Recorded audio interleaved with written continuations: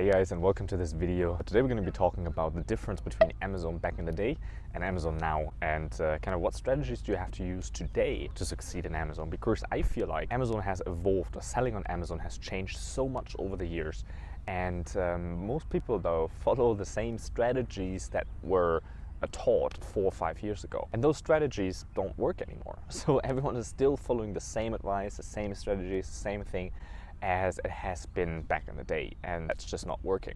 If you're new to this channel, my name is Nils. I've been living in China since 2013. Started selling on Amazon, I think in 2015, 16, yeah, 4 or 5 years ago. Back then, that was first business, that was first thing we started. Since then, we've been launching 200 products on Amazon. We've been growing out our brands out of the platform. We've come such a long way, but it all started on Amazon. So Amazon is still a thing, you know, you can still make money on the platform. You just have to go about it differently.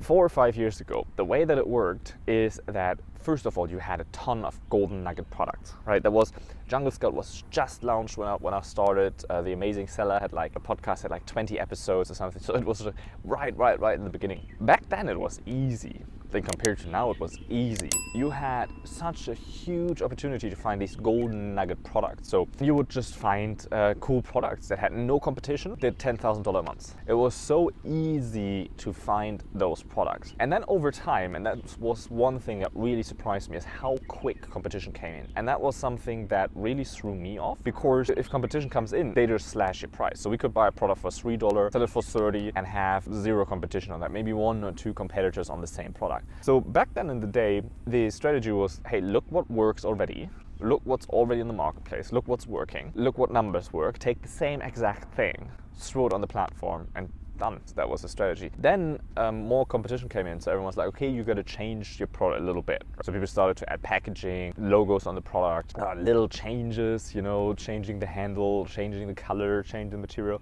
all of those kind of little things. And back in the day, that worked really well, because you just set yourself apart so far. And then more and more competition came in. More and more people, you know, started selling on Amazon. More and more people found the platform. More and more people made money on the platform. So the word spread quickly. And I think it just worked a little bit too well back in the day. Finding your product was easy. And then launching your product. All you had to do to launch your product. And this is where I believe a lot of misconception today comes from launching your product. Back then it was, when you want to launch your product, you just put it up, you turn on pay-per-click, and you get some reviews on it, and you start selling. Then if you want to rank, and if you want to go the extra mile, back then it was the extra mile to do giveaways, to rank for keywords, all you had to do is use the super URLs. Super URLs basically was, you type in your keyword that you want to rank for in the Amazon search engine.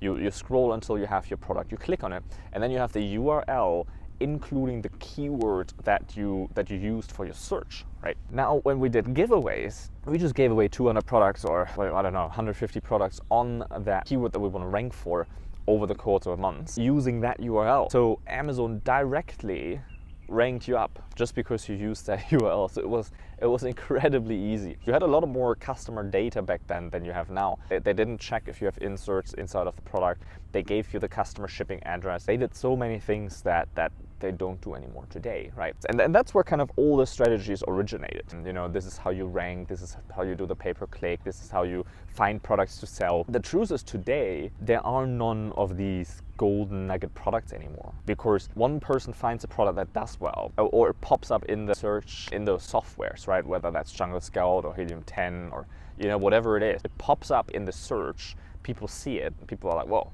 that's a cool product, I should do it. But you're not the only one that sees it. All other kind of people see it too. 3 months later, all the people that saw it launched the product. Now it's there. Now the whole market looks completely different. That's a complete different thing than it was back 4 or 5 years ago. Back 4 or 5 years ago, you launched your product, you put it out there, done. Like today, the whole thing is a different story. There are no golden nugget products anymore.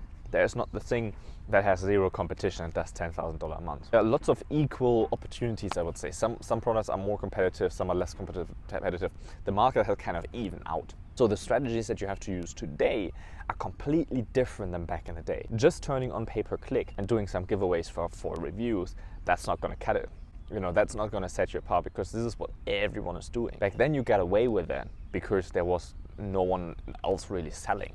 Now you have to think outside of the box. You have to think a little bit different on what you can do for your launch. So if you prepare your launch, there are a couple of things you can do and that you should do that are different. And that's all things that you can prepare during your sourcing progress. That's one of the things why I say you should never source your own product. Outsource that, give that away, so that you can focus on your marketing, because your marketing starts before your product is ready. Because you need to prepare the launch and the marketing of that launch well before your product hits Amazon. If your product hits Amazon and then you think about, okay, well now how do I sell it? Well, then you're gonna have a problem. You gotta show Amazon in the beginning when it launches that you're the one that they should push. So a couple of things that you can do. One of the things that I really love to do is working with influencers for the product, where you have your product that you do a little bit different, that it's not just a different handle or a different color, where it really makes a difference, something that sets you apart, where you took the time and you got packaging, where you took the time and you got,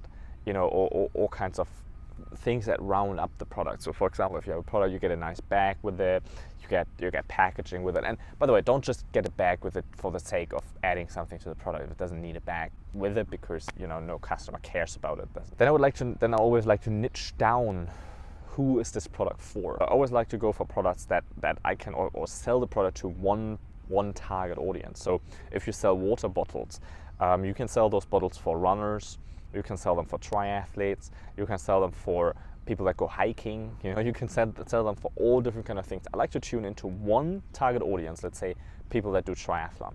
And then I'll go out and find influencers in that space well before my product is ready. Samples of my product I give to those influencers and I say, hey, would you make a review about it? We're gonna have the final product out soon. This is kind of the prototype without the logo, without any of these kind of things. What would you need to change about it? What would you think we should make better when we launch the product in the marketplace? Get their feedback, have them promoted, and get a launch list, really. You know, say, hey, promote it, get all the people, send them over to my landing page. Tons of software that you can just throw up a quick landing page in a couple of minutes. Have everyone sign up to the pre-launch. Hey, sign up to the list and get a big discount when the product is out. You know, and then when the product is launching, you just email your list. That enables you to, when your product is there, to get it out. That enables you to immediately have a group that you can get reviews from. That's one of the parts for the launch that I always like to do. All people that think outside of the box and that generate sales from other traffic sources.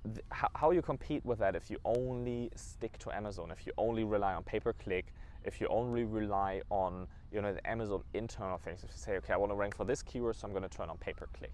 I lost thousands of dollars for my first product on pay-per-click.